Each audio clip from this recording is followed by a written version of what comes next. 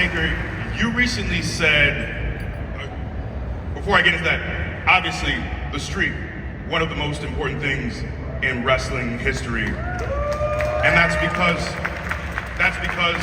of the mystique you have, the way you carry yourself as a performer. You recently said that you wish Bray was the one to break the streak. Can you tell us why? Well, I mean, immediately when Bray came on the scene, and then there was already comparisons.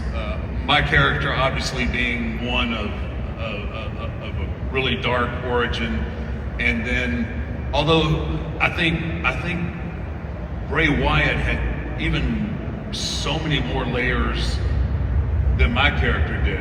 I mean, his was really, really deep and touched on so many different emotions. So it was, you know, man, it was just somebody. He was somebody immediately that I was drawn to once he started this, and I wish, you know, obviously it was at the end of my run in my career. I wish I could have been around a little more.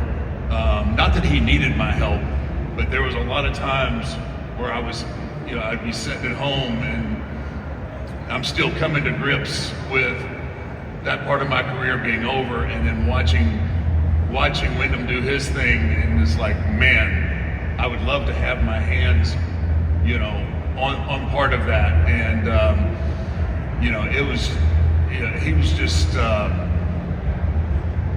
It was so special because it was just, there was so much comparison. And I think if it would have done anybody, like I've mentioned it many times, I don't think Brock needed the win. You know, Roman maybe, but Roman obviously, you know, when he got his win on me, it didn't mean anything. But if by some way we could have held off, I mean, that would have been a real honor for me to be able to pass the torch to someone who, like myself, thought outside of the box, you know, embraced the darker side of life and thought and everything else. And so, yeah, I think it would have, you know, a win against The Undertaker at WrestleMania would have, I think, catapulted him into superstardom.